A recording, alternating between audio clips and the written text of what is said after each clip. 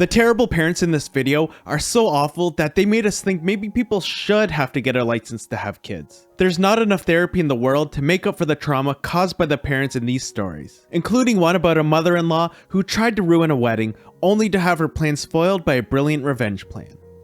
I'm sick and have a wish from the Make-A-Wish Foundation. My mom was going on a rant and calling me selfish because I won't use my wish on something that will benefit the whole family.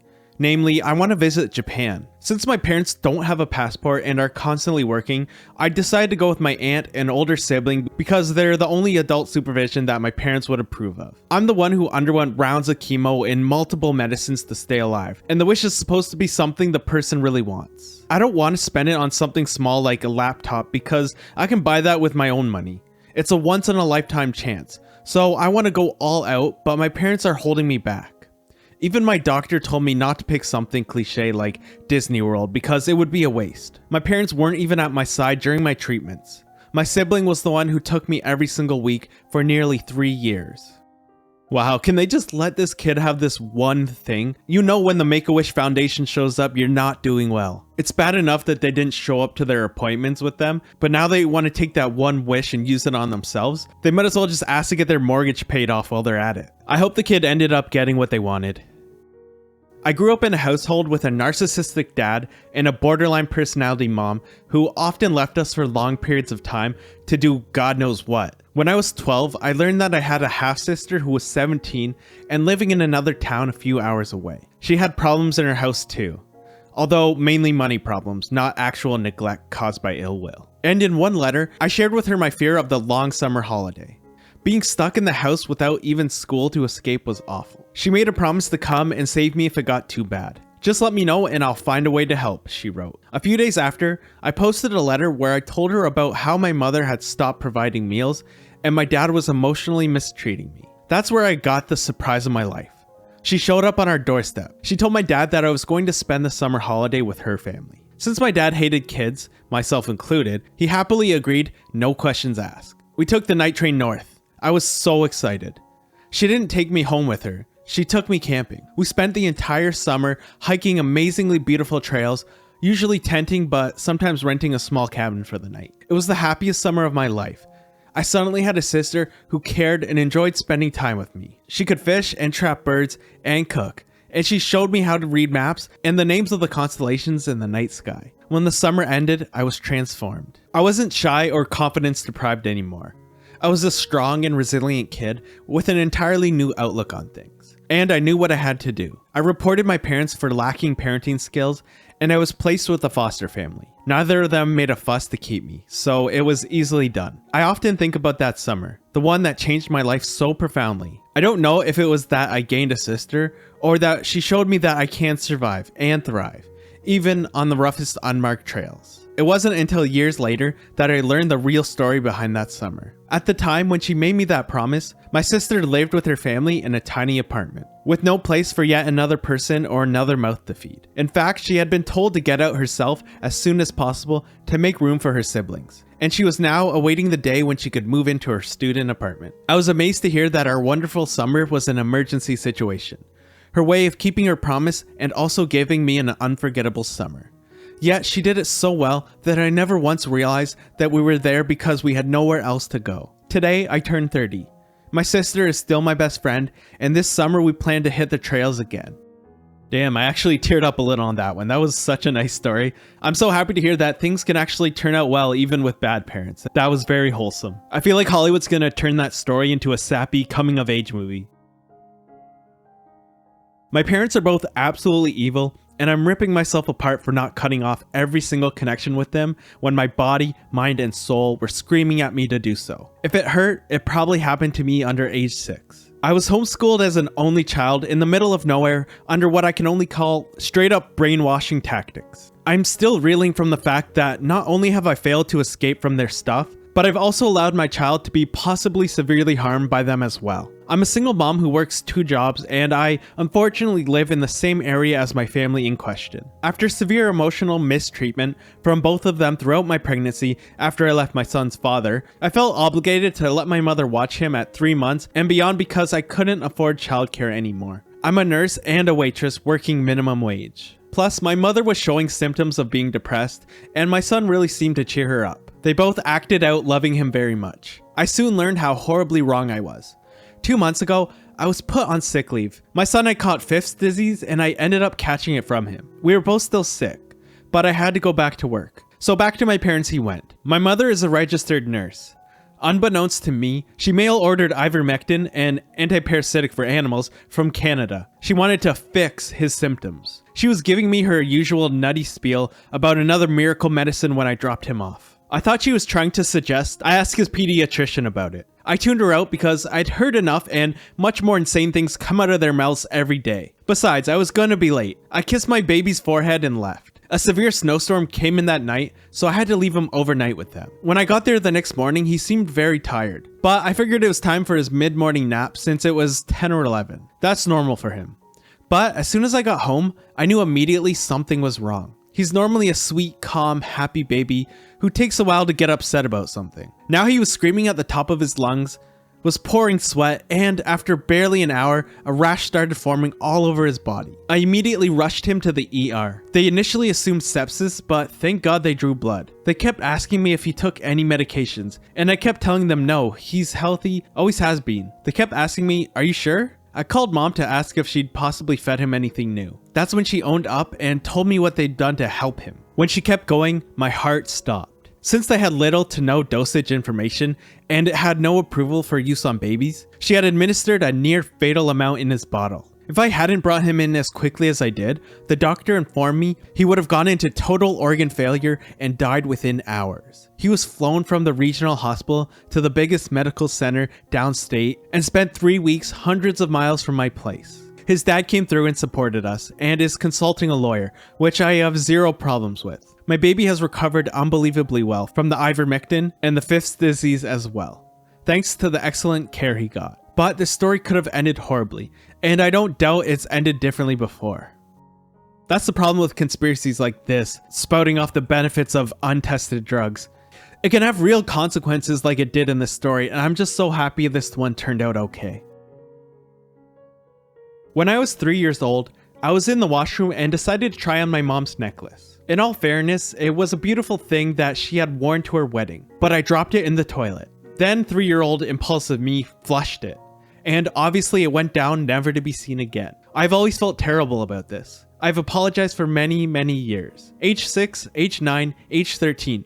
I'm sorry mom for flushing your necklace down the toilet. She would only give me petty, insulted responses back. So recently at a dinner party with all of her neighborhood friends, my mom decided to pipe up. She starts to tell the story of how awful little me destroyed her property. One-upping everyone's lighthearted tales, of course. My mom starts the story when she was 3, and then the most beautiful moment happened. Here she gets cut off by Tom, a teacher and a great guy. She was 3? Shouldn't she have been supervised? Mom didn't even get to tell her story. The entire party agreed with Tom instantly. No way it's the 3-year-old's fault. My mother was stunned and didn't say anything as the conversation moved on. I've never felt that amazed and got so relieved and validated about the whole thing. I guess you can always rely on a teacher to call out parents on their bad parenting. It sounded like it took years and years, but finally somebody said something. That long overdue karma finally came back to bite her. I attended college in Arizona, while my horrible mother and enabling stepdad live in Maine. I've gone very low contact with them over the 3 years I've been in school. In the summers, I've managed to get a job or internship to keep me out there. 4 months ago, my mom sent an email telling me I was coming to Thanksgiving. She wanted the family together and had a photographer coming to take photos. This was so we could fake being a happy family for a few hours. I told her I would not be coming because of my job on campus. Her response was deranged.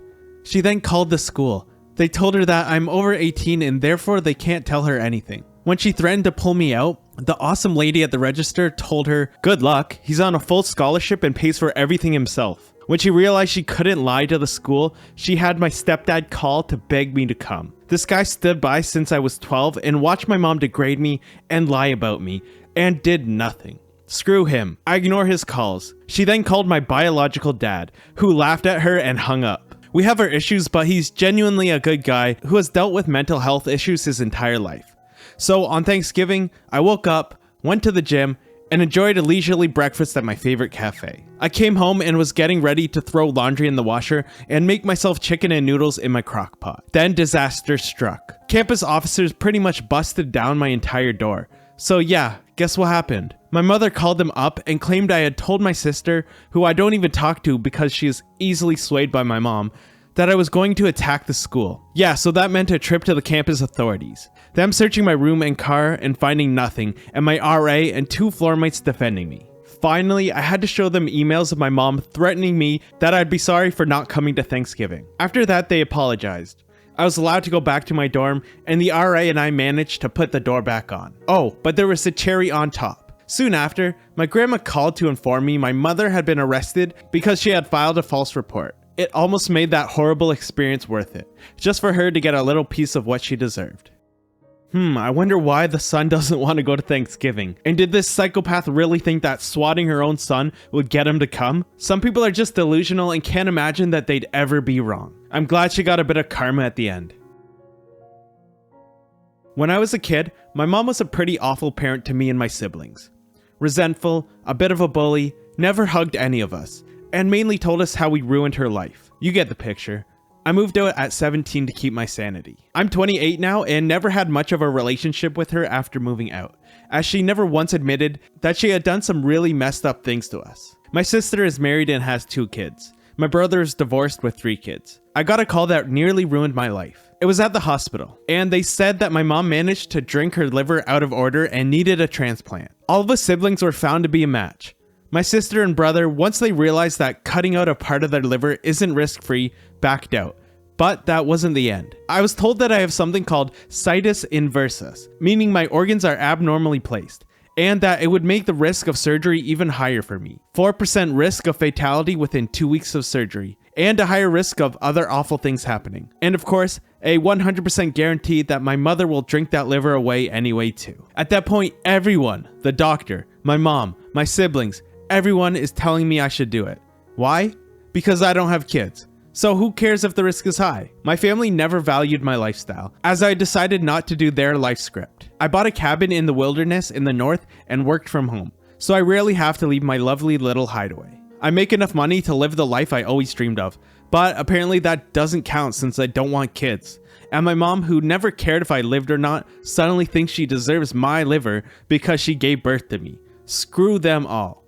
My doctor said to me, well, it's an increased risk, but your mother needs a new liver, and at least you don't risk leaving children behind. I was so stunned. I can't believe I even tried. That I agreed to be tested as the donor, as if she would have magically changed and I would want to risk my health for her. I'm leaving the city tonight, taking the night train north, and will hopefully be back in my cozy home tomorrow. When the doctor calls to hear my decision, I might not even pick up. I think they made the right choice. You wouldn't give your liver to a stranger who treated you like crap, so why would you do it for a family member that treats you like that? Their mother was basically a stranger to them anyway at this point in their life, and they owed her nothing. Still, what a horrible situation to be put in. My therapist just asked me what my earliest memory of my mom is, so I started telling her about my 5th birthday party. My mom, who was single, 24, and with a 3-year-old son also, was throwing me a party for my birthday. It was going to be at my house with all my friends from kindergarten and my family. I was very excited and had been looking forward to it for a good long while. And then my mother ruined everything. About 2 hours before the party started, my mom took me to my room and told me that if I couldn't clean my room up in time for the party, she was going to cancel it. It was dirty, messy, and disorganized like me. Of course, as a 5-year-old, I couldn't clean what she had allowed to become a disaster area, especially with no support from my parent, who had never shown me how to clean up after myself. Because she also never cleans up after herself. I was heartbroken about my party being cancelled because even from the start, I knew I couldn't clean it in time. I don't know why, but it took my therapist saying the words out loud to me. Your mother would not have been able to cancel the party in 2 hours, especially over a room that she could have closed the door on. The truth was much darker. She probably never even sent the invitations, made any plans, bought any supplies, etc. Instead, she allowed her 5-year-old daughter to think that she didn't deserve a party because she was dirty, messy, and disorganized. And unfortunately for me, I really believed her. What kind of a person does this to their child? A narcissist. I hate that she disgusts me over and over again, but I still have to fight wanting her approval. Wow, this is seriously messed up. That poor kid blamed herself for her entire life up until that realization. It takes a particular type of evil to do that to an innocent kid. Just throw your kid a party. You don't even have to spend a lot if that's an issue. Kids will appreciate it regardless. My dad wanted me to be a construction worker, and after high school, that is what I did. I hated it and got myself fired after 6 months. He was severely angry with me and said I was good for nothing and going nowhere. I took a job cutting meat for $12 an hour and saved over $10,000 in 1 year and went to university. He accused me of thinking I was better than him. He barely passed high school and had no post-secondary education. He then refused to give me a single penny to help. He makes over $100,000 a year and has no debt and no mortgage. I paid for my first 3 years of school in cash, working 20 hours a week while in school, collecting my pharmacy prerequisites. I worked 2 full-time jobs each summer to save up enough to pay tuition in cash. At one point, I was $2,000 in debt, working 30 hours a week, taking an extremely heavy course load, suffering from IBS and complications from that, and still received no help from my father.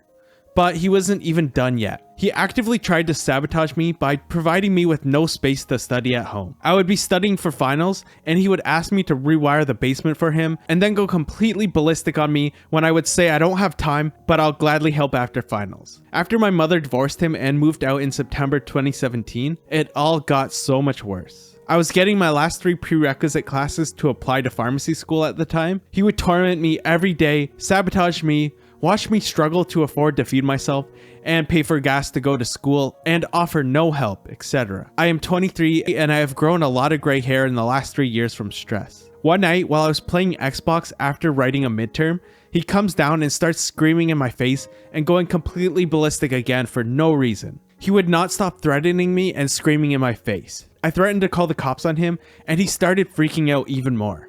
I knew what I had to do. I drove away in the night and stayed at my maternal grandparents' house overnight. I skipped school the next day and waited for him to go to work.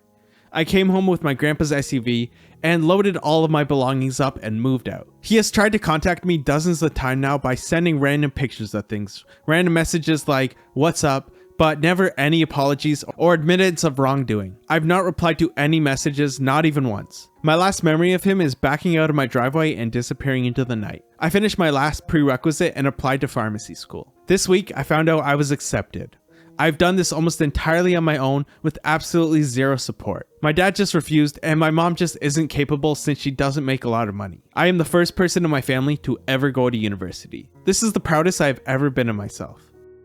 I've never understood trying to make your kids do the same career path as you. Not everyone's the same and not everyone's good at the same thing. It's unfortunate that this kid had to deal with that and get no help, but it's really impressive that he managed to do it anyways. Not everyone is so lucky to get out of that situation. My mother-in-law is so evil and awful that we had to make our wedding a costume party so she couldn't possibly try to upstage us. But oh, she got her revenge. She also tried to crash our first look.